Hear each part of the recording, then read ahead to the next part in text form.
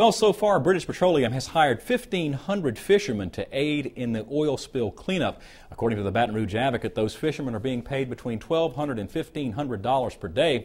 As This Week in Louisiana Agriculture's Avery Davidson shows us, that has some shrimpers taking down their nets so they can run oil collection booms from their boats. You're looking at why John Danos and his partner Walter Heathcock call Empire home. That might be gold in another week from now. They know what they've caught, and what's on the market is still perfectly safe to eat and pretty much the best you can buy. Hopefully we don't lose our reputation, you know.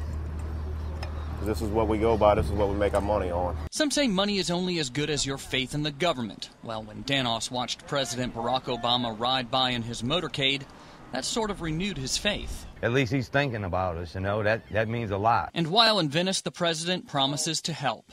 I want to emphasize, from day one, we have prepared and planned for the worst, even as we hoped for the best. And while we have prepared and reacted aggressively, I'm not going to rest, and none of the gentlemen and women who are here are going to rest or be satisfied until the leak is stopped at the source, the oil on the Gulf is contained and cleaned up, and the people of this region are able to go back to their lives and their livelihoods. But shrimpers like Walter and John don't wait for help. Here we are, may hope to get on the oil spill to go help them clean it up and try to stop it before it gets to our coast. Back at their boat, the Miss Stacy, the high winds don't blow away their drive to protect the coast they love. It's kind of heartbreaking, you know, that we can't be out there doing what we normally do. Right. But you got to do something. So what they're doing is trading this net for boom so that they might work with British Petroleum to stop the oil from reaching the coast. You need to clean the oil.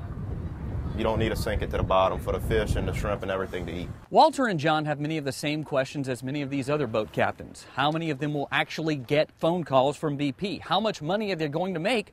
And will it be enough to get them through the season? They're questions only BP can answer. We do not have a set limit. It's based on what is the operational need at that time, what is actually going on. Yesterday we hired 50 vessels. Today we hired an additional 50 vessels. So they are actually getting trained. They've gone through a BP safety course, and then they'll go through and get a hazmat safety course as well. I don't know the exact rate, but it is based on length of vessel, and it is a day rate. Well, this is going to be the fun part right here. What won't be fun for Walter and John is trying to pay bills if this year's shrimping season remains closed. We actually make enough money these next 2-3 months to last us a year. Some of us, you know. We know that we're having an impact here. A part of this program's mission is to help offset some of that impacted wage. But additionally, we've also opened up a claims line, so if they have a legitimate claim, we are paying those out. You'll find all that information on twilatv.org. But for Walter and John, it's not time to get to a computer. It's time to get to work. In Empire, I'm Avery Davidson for This Week in Louisiana Agriculture. Now, there's still no word yet on if or when the Department of Wildlife and Fisheries will reopen the shrimping season here in Louisiana. We'll learn more about that when Neil Melanson speaks with Wildlife and Fisheries Secretary Robert Barham.